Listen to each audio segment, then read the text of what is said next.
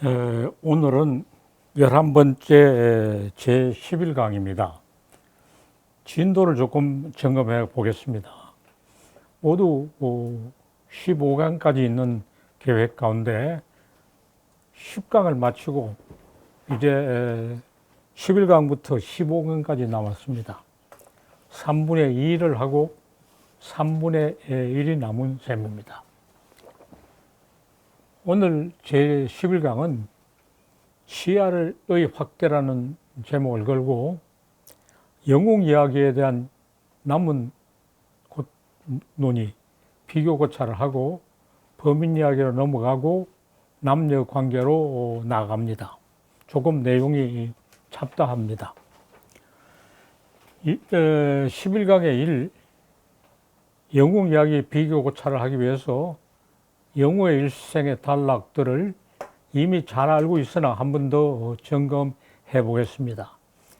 고귀한 혈통을 타고나고 비정상적으로 태어난 인물이 탁월한 능력을 지녔는데 어려서 버림받다 죽게 되었습니다. 구출 양육자를 만나 살아나고 자라서 다시 위기에 부딪혔으나 투쟁에서 승리했다고 합니다.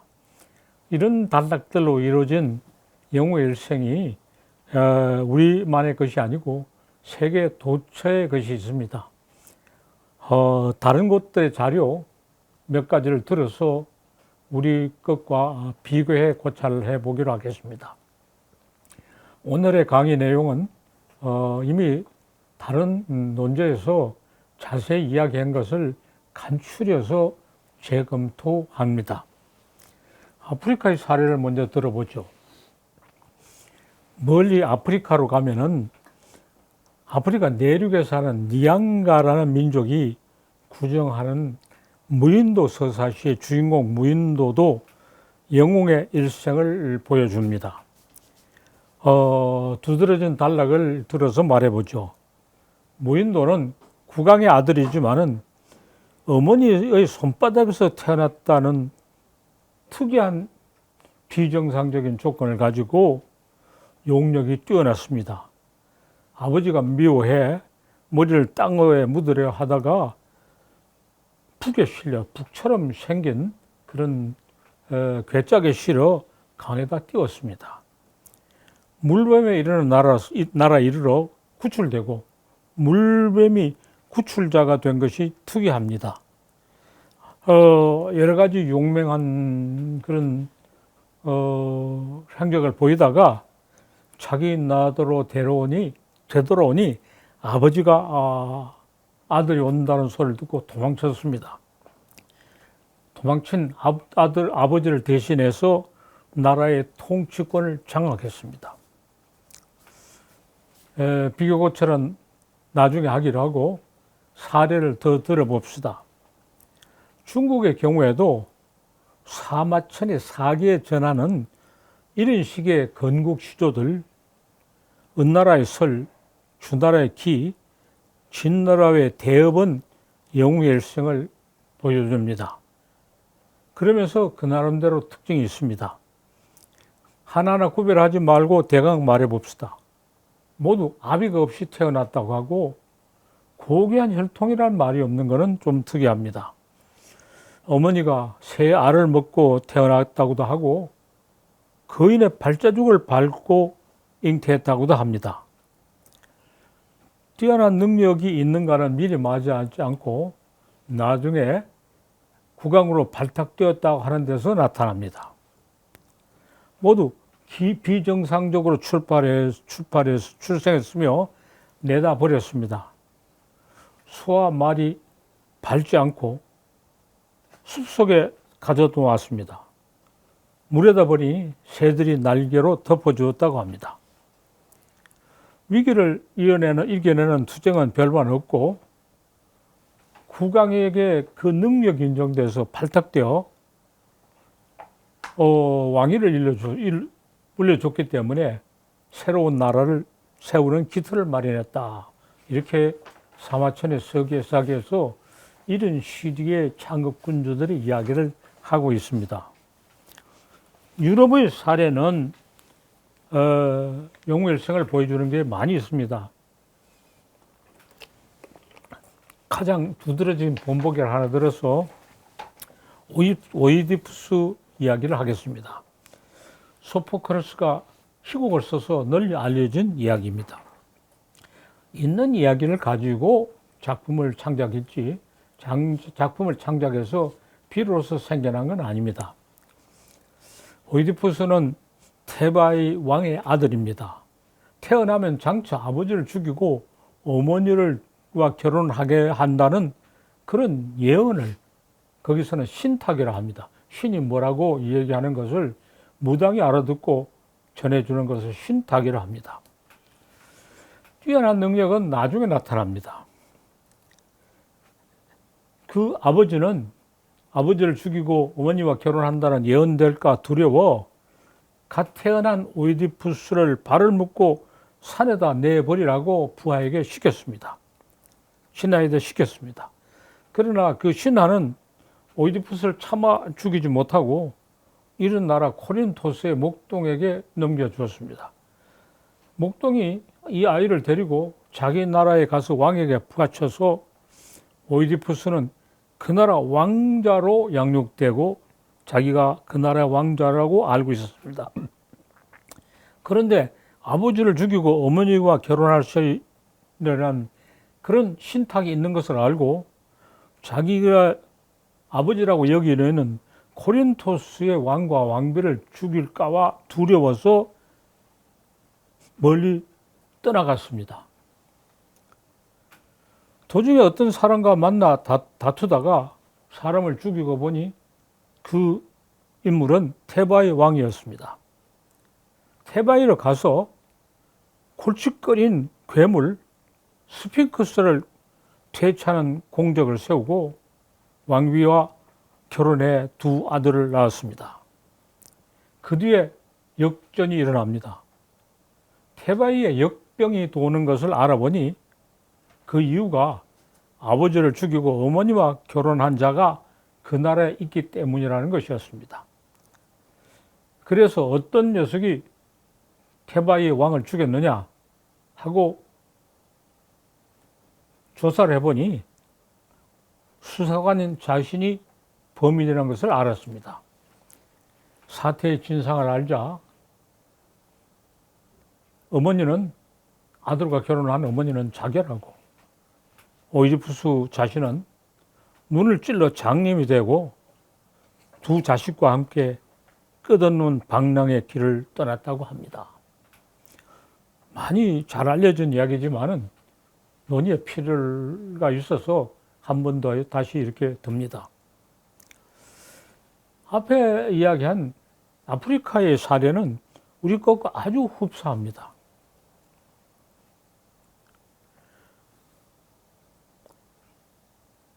아들이 돌아와서 비상한 능력으로 통치권을 장악했고 아버지는 도망쳤습니다. 그렇게 해서 나라를 통치하는 권력이 승계되었다고 하는 점이 우리 괴네기또의 경우하고 꼭 같습니다. 너무나도 놀랄 정도로 같습니다.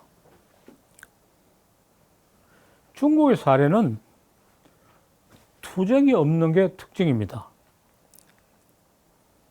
선임자가 국왕이 능력을 인정해서 이 이야기의 주인공인 인물을 자기 후임자로 발탁해서 왕위를 맡긴 것이 공통적인 전례입니다. 세 사람 다 이렇게 해서 새로운 왕조의 창업 군주가 되었다고 합니다.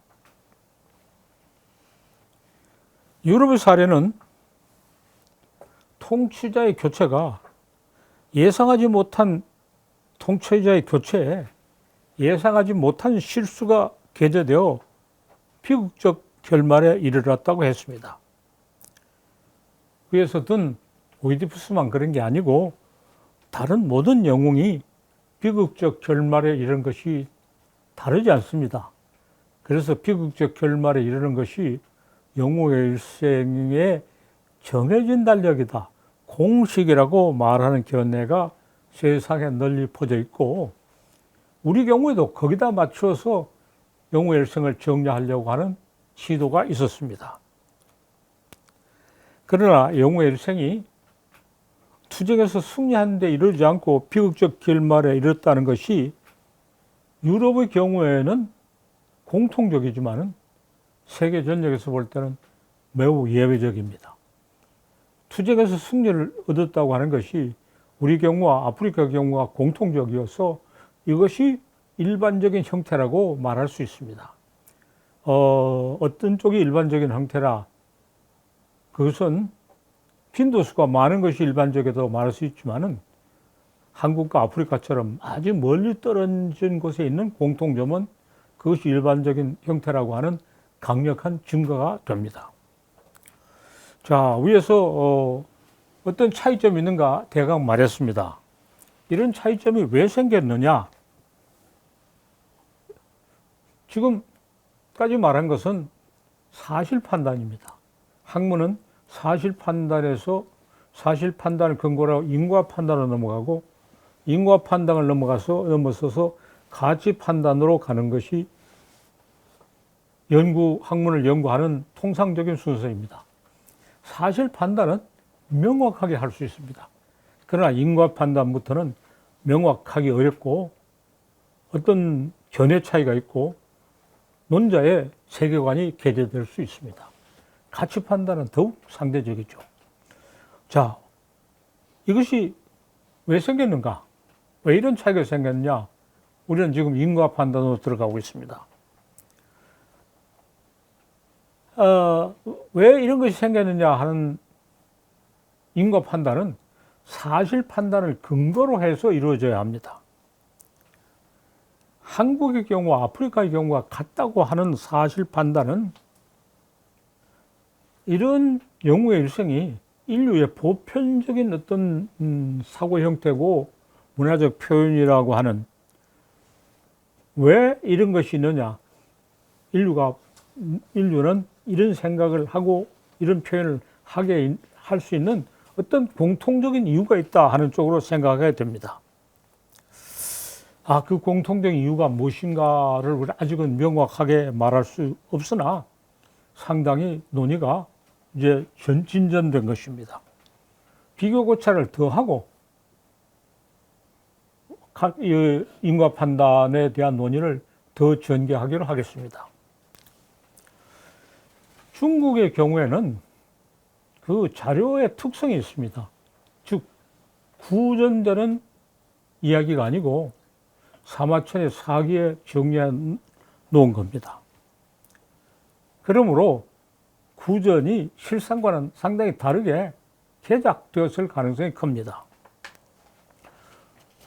통치자가 바뀌는 것이 투쟁의 결과가 아니고 선임자가 유능한 인재를 발탁해서 자기 자리를 물려주는 선량이라 하는 것이 가장 바람직한 정권 교체고 왕족 교체라고 하는 사고방식을 가지고, 아직도 유가적 사고방식이라고는 말하기는 어려우나 장차 유가적인 사고방식으로 이게 정착되고 발전할 수 있는 사고방식을 가지고 그런 정치적인 견해가 개재되어서 원래의 전승을 이렇게 변조했으라고 보는 것이 적절한 해석입니다. 왜 중국의 경우는 특별하냐 하는 이유는 상당한 정도로 납득할 만하게 밝힐 수가 있습니다. 자, 유럽의 사회는 왜 그렇게 되느냐를 말할 수 있는가? 여기에 대해서 생각할 수 있는 것은 정치가 아닌 종교가 개재돼서 사람과 신은 상당한 거리가 있고 근본적으로 불합하는 관계가 있고, 사람이 아무리 성실하게 노력해도 신이 관장하고 있는 그런 운명을 벗어날 수 없다. 신이 운명을 만들었는지는 확실하지 않으나 신이 운명을 알고 있는 것은 사실입니다. 신이 알고 있는 운명을 조금씩 신탁을 통해서 흘려줍니다. 이런 것은 고대 그리스인이 가지고 있는 어떤 특별한 종교적 견해입니다. 그것이 개재되어서 영웅의 일생의 일반적이고 보편적인 형태가 변모되고 달라졌다고 하는 쪽으로 인과 판단을 징계하는 것이 적절하지 않을까 생각합니다. 신이 정해놓은 운명, 신이 정해놓았다고 말했지만 신이 관장하고 있는 운명은 사람은 어떻게 할 수 없고 거역하려고 할 때는 더 비극에 커진다 하는 별난 종교적 관념이 고대 그리스인의 종교관이었던 것이 그대로 이어져서 유럽 문명의 저리로서 면면이 관통하고 있고 흐르고 있어서 영웅의 투쟁이 비극으로 끝난 것이 당연하다고 합니다. 당연하다. 그쪽에서 보면 당연한데 세계 전체로 보면은 상당히 예외적이거나 특이합니다. 그래서 영웅의 일생을 한쪽으로 한쪽으로 뒤틀어서 정상적으로 뻗어날 수 없게 변조됐다. 이렇게 말할 수 있습니다. 자, 이렇게 이제 인과 판단에 대한 논의를 전개하면서 다음에 이제 가치 판단, 인과 판단을 좀 더 정리하면서 가치 판단에 접근해 보기로 하겠습니다. 우리가 이런 논의를 하면서 논의를 전개하는 것과 함께 내가 논의를 어떤 방법으로 전개하고 있는가에 대한 반성적 사고가 동시에 진행되어야 합니다.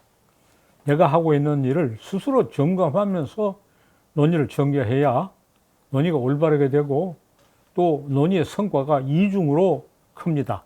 즉 사실 자체에 대한 논의와 방법을 점검하고 다듬은 성과가 함께 이루어집니다.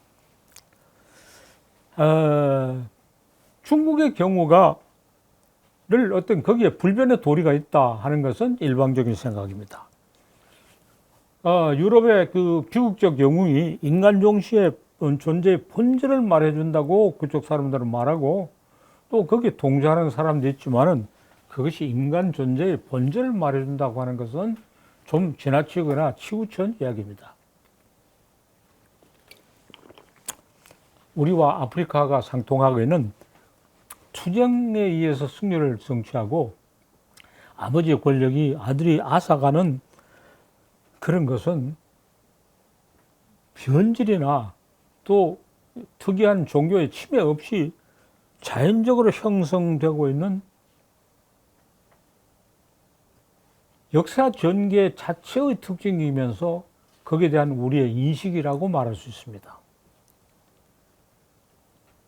그것은 사물이 운동하고 변천하죠 하는 기본적 원리가 인간 세상의 역사 속에서 나타난 것이다. 이렇게 말할 수 있습니다. 앞에 어떤 현상과 뒤의 현상은 상극의 관계를 가지면서 투쟁을 거쳐서 변화한다. 투쟁에 의해서 만물은 변천한다고 하는 원리입니다. 그런 원리를 보여주면서 역사와 인간사를 심도 있게 이해할 수 있다는 점에서 매우 소중한 가치가 있다라고 말하면서 논리는 어느덧 가치 판단까지 가고 있습니다. 이것을 우리는 아주 소중하게 여기고 높이 평가해야 하며 이걸 통해서 천지만물의 그 운동하는 변화를 확인할 수 있고 여기서 우리는 인간 만사, 역사에 대한 이해를 깊게 할 수 있지 않은가 이런 의의가 있다 하면서 가치 판단에 관한 얘기도 조금 전전시킬 수 있습니다. 물론 가치 판단은 자기의 평소의 생각이 다르거나 세계관이 다르면 상당히 어긋나고 견해가 많이 차이가 납니다. 그러나 어느 쪽의 가치 판단이 더욱 타당하거나 더욱 바람직한가를 검증하기 위해서는 그 가치 판단이 어떤 인과 판단을 근거로 해서 나왔는가, 또 그 인과 판단은 어떤 사실 판단을 근거로 나왔는가 하는 것을 점검함으로써 가치 판단을 둘러싼 견해 차이를 상당히 좁히거나 또는 해결할 수 있다. 이렇게 말할 수 있습니다. 되풀이 말하지만 우리가 이런 것을 어떻게 이해할 것이냐 하는 거, 이것을 이해하고 평가하는 방법이 무엇인가 두 가지를 함께 생각해야 됩니다. 지금 영우일생 비교만 그런 게 아닙니다. 모든 학문적인 작업은 지금 다루는 내용 그 자체에 대한 사실 판단, 인과 판단, 가치 판단을 타당하게 전개하면서 내가 하고 있는 작업에 또 그 방법의 타당성에 대한 끊임없는 성찰을 함께 진행하는 것이 마땅하다. 다른 모든 경우에도 그렇다는 것을 이 사례를 통해서 우리는 본보기를 보여줍니다. 여기까지 이야기하고 이제 토론으로 들어가 볼까요?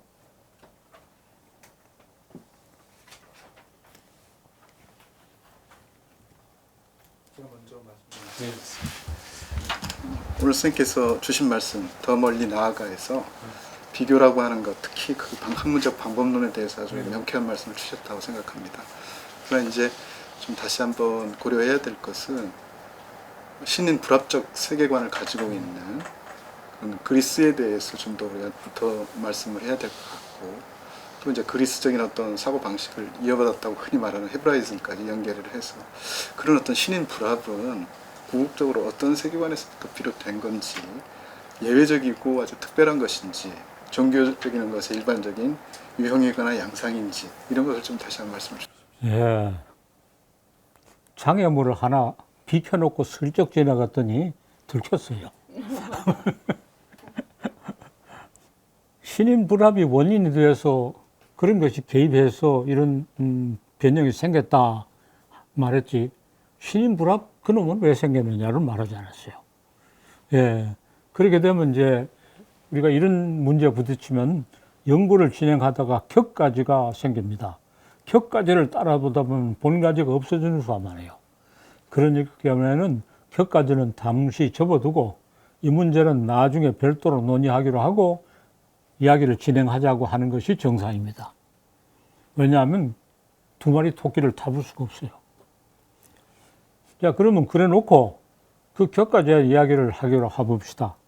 신인 불합과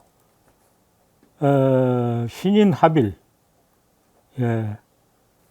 신과 인간의 관계에 대해서 인류는 두 가지 생각을 해요. 신인 합일의 견해가 있고 신인 불합의 견해가 있죠.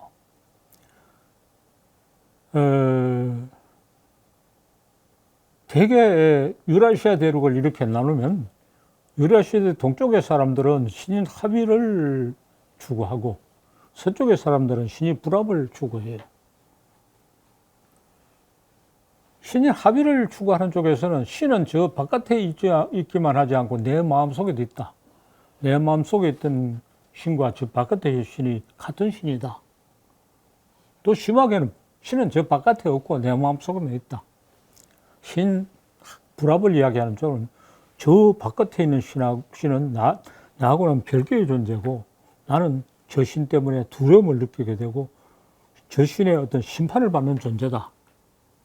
나를 완전히 버리고 저 신에게 매달려야 된다. 기독교 이슬람은 다 이렇게 생각해요. 근데 기독교는 신이면서 인간인 예수가 중간에 있어가지고 예수는 신이기도 하고 인간이기도 하기 때문에 신인 불합을 연결주고는 중간에 있고 기독교는 그렇게 말하고 이슬람은 그런 거 없다. 인간이 신과 직거래를 해야 된다. 하나님이 직거래를 해도 된다고 천사를 시켜서 얘기해 줬는데, 그래서 이슬람이 생겼는데, 공연히 어떻게 그 중간에 거강꾼이 있어야 된다고 생각하는 것은 망상이다. 기독교 이슬람 차이입니다. 그래서 그것도 신인 불합입니다. 자, 이건 사실 판단이죠. 동쪽에서는 신인 합일, 저쪽에서 신인 불합, 그건 사실 판단입니다. 인과 판단으로 갑시다. 왜 이렇게 달라지느냐? 잘 모르겠어요. 아직까지 잘 모르겠어요. 가설을 제기해 봅시다. 우리가 뭐 잘 모르는 거 있을 때 가설을 제기해요. 가설을 몇 개 놓고 어떤 게 많으냐? 입학시험 칠 때 사지선다형 해놓고 맞는데 동그라미 치듯이.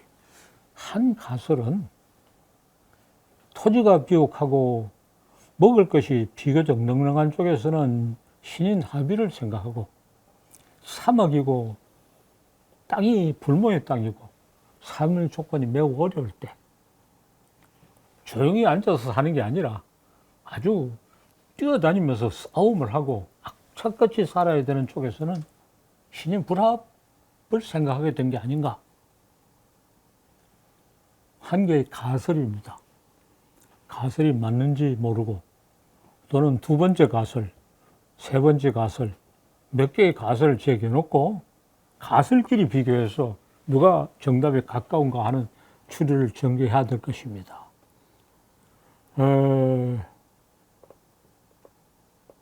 또 어떤 가설이 더 있을까요? 나는 아직 잘 모르겠어요.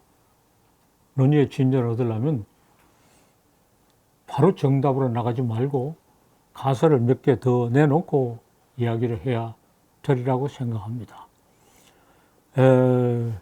아까 첫 번째 가설에 좀 더 붙이면 토지가 비옥하고 산물이 풍부한 경우에는 사람이 덜 뛰어다니고도 먹고 살아요.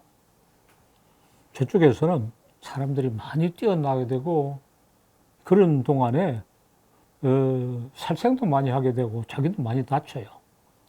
그래서 그런 어떤 고난에 부딪히면서 생기는 비관적 사고방식이 신인 불합이라고 하는 전제를 만들어낸 게 아닌가.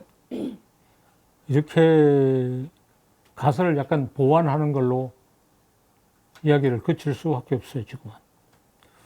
누구든지 이렇게 큰 문제를 제기해가지고 고민해보는 전례가 별로 없어요. 정답을 찾는 또 한 개의 방법은 가설 제기하는 법이 있고, 다른 사람이 했던 주장을 내놓고, 그게 정답인가 오답인가 시비해서, 틀린 이야기 논박하다 보면 바른 이야기를 하게 되는데, 별반 존재가 없는 것 같아요. 우리는 학문을 하면서 작은 문제를 다루기 시작하다가 문제가 점점 커지는 것을 발견하고 있어요.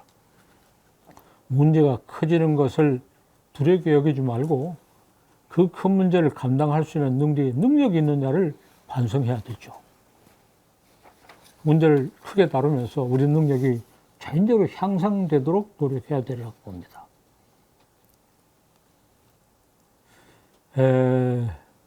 그래서 유라시아대로 동쪽과 서쪽이 이렇게 갈라진다고 하는 것은 참으로 중요한 이야기인데, 유라시아 대륙에는 아는 데 어떠냐? 오세아니아는 어떤가? 아프리카는 어떤가?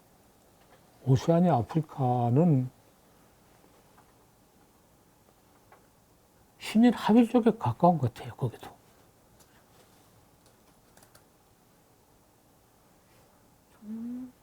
종교의 정치적인 개입이 연결된. 예, 그것도 매우 중요하죠. 종교의 정치적 개입이, 그것도 두 번째 가설일 수 있어요. 폭력에 의해서 무리하게 통치하려는 사람들은 신인 불합을 좋아해요. 그래서 다스림을 받는 사람을 겁을 줘야 권력이 유지되죠. 순탄하게 백성을 다스리는 쪽은 신인 합의를 이야기해도 돼요. 권력은 불합리한 요구를 할수록 더 빛이 납니다. 합리적인 요구를 하면 권력 대단한 걸 몰라요. 그러면 불합리한 요구가 뭐냐? 신인 불합이 대표적인 게 아닌가? 그것도 가설로 추가해서 정치의 개입으로 가설을 추가할 수 있어요. 그런데 그러면 또 동어반복된 질문이에요. 왜 그쪽에서는 그런 불합리한 권력이 자라나는가? 잘못하면 순환 논법에 빠지니까 적당하게 그어놓고 이야기해야 돼요.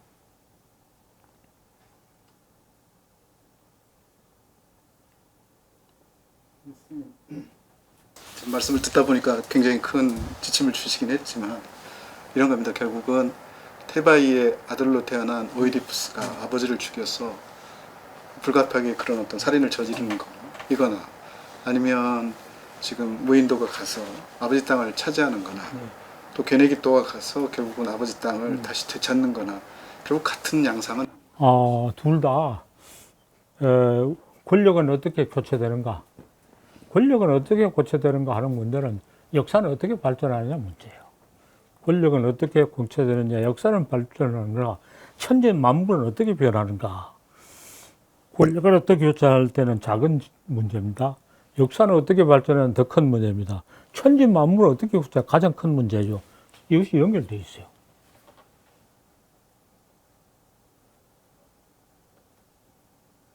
그리고 천지 만물이 교체하는데 천지 만물이 그 자체를 교체하느냐, 천지 만물에 신이라는 존재가 개입하는가. 천지 만물이 그대로 그 자체로 발전하면 신이라는 게 필요 없어요. 그런데 신이 개입한다면 신이 반드시 천지 만물의 자연스러운 운행을 방해하면서 개입하지. 방해하지 않으면 신이 있다고 누가 인정하겠어요?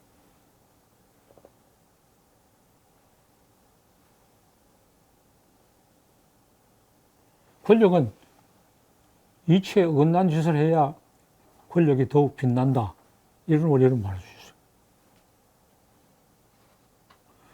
아까 우리 둘이 이야기하기를 청나라 사람들이 이상한 변발, 머리 이만큼 가고 머리꼬라지라고 중국 사람들 그거 하기 굉장히 싫어했죠. 왜 그런 걸 요구하느냐? 그래야 청나라 권력이 대단한 게 입증되는 거예요. 아니, 안 시켜도 하는 걸 시키면 권력이 대단할 수 없어요. 권력이 대단한 것을 입증하기 위해서는 반드시 무리한 걸 요구해야 돼요.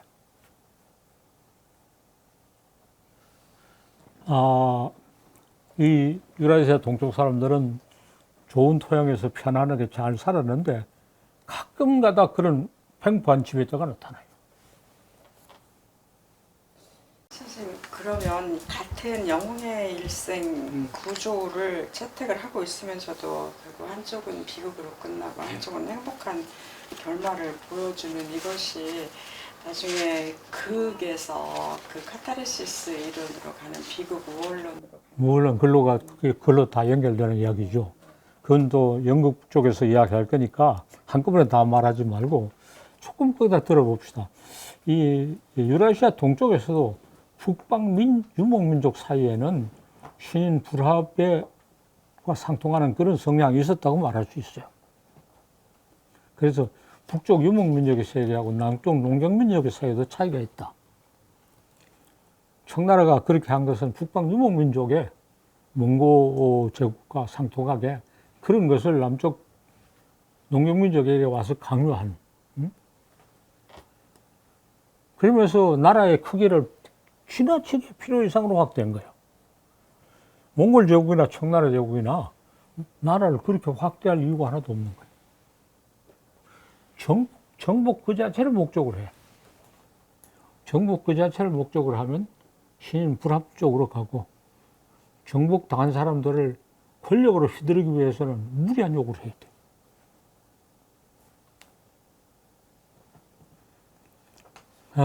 이런 이야기를 자꾸 벌치면 생각을 보태서 막 거창한 생각을 하게 되는데 그러놓으면 우리가 그걸 학문적으로 다 감당하지 못해요. 문제의식은 넓게 가지고 사실 판단, 인과 판단을 하면서 감당할 수 있는 범위 내에서 실제 연구를 진행하는 게 마땅해요. 헛소리만 하고 나면 감당하지 못해요, 그만.